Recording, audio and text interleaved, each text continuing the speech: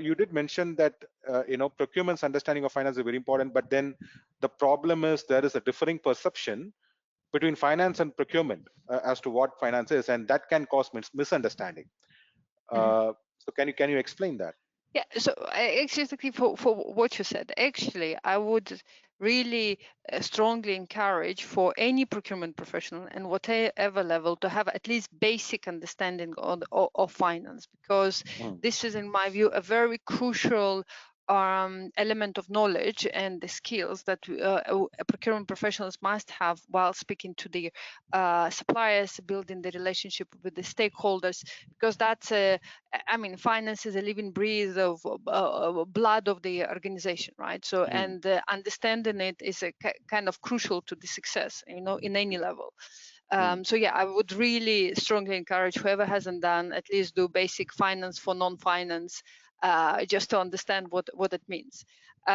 So actually, I think everyone on the call, I mean, at least once in their career been in this situation when speaking to finance and primarily about savings, having a complete misunderstanding on what you believe that you deliver to the organization, while finance either doesn't see it like this, but most likely doesn't see it at all. And in my practice, what I've seen is actually a lot of it comes from misalignment of the languages that we speak as procurement and finance, as well as the fact that we measure really different things. Like, just to give you an example, first of all, terminology, right? How we usually as a procurement think. We think in terms of categories. There is even before in my introduction, I said we manage tech category, we manage finance, we need marketing category, facility management category, and so on, right? So while it's very useful for procurement, the point is that no one else in the organization thinks about spend like this, right? It's absolutely irrelevant. So when we talk about tech spend for finance, it doesn't mean anything. Actually, and therefore, in order for us to be successful in terms of our stakeholder alignment and making other stakeholders appreciate the value of procurement, we first of all need to align the terminology, right? So how usually finance thinks? Finance thinks about capital expenditure, or OPEX, operational expenditure. We have also one-off spend, we have a recurring spend. All this, while procurement does enormous work in all these buckets, when it comes to finance, the only thing that actually finance can see is the bucket of the operating, when we are working on operating expenditure, and which is recurring. Say we're renegotiating the existing facility management contract. If we renegotiate the rate, this is what hits your bottom line, and there is a hope or chance, we'll look at it later, that finance will see this impact. Okay, the rest, when it comes to the cost avoidance, and cost avoidance usually is happening when you have a one-off. It can be extremely material spend, but this if it's one-off and there is no reliable reference, like for example prior year agreement.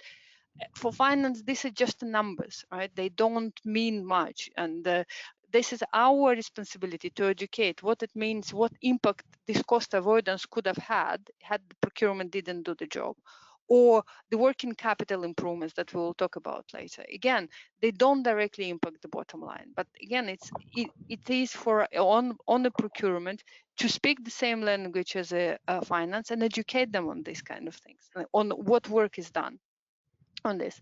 But then even if we look, say, on obvious bucket that is seen, for example, the operating expenditure that hits your bottom line, we as a procurement, we are very proud, say, for example, we renegotiate the contract, we deliver a rate reduction that in our view, based on our calculation, results in, say, 500 million savings, right?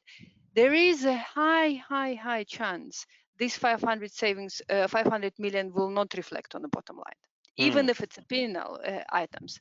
And the reason being behind it is that there are many other factors which might be outside of the procurement control that will affect this procurement savings, right? Like, I'll give you a very classical example. It can be volume, right? If we buy less or more, the total spend will change, or currency, or the market fluctuation if it's a commodity driven.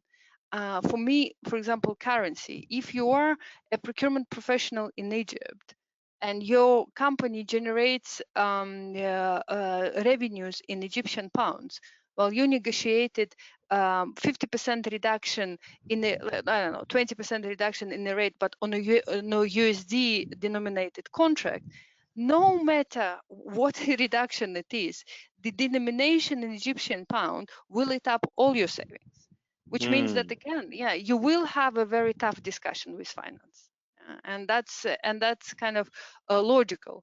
And again, that's goes back to my point that unless we as a procurement professionals take initiative and educate the finance, exactly explaining where procurement does have an influence, where procurement does not have an influence, the more transparent we are and the earlier in the process we involve finance, the easier then will be this discussion on how much value and what is procurement contribution on the bottom line.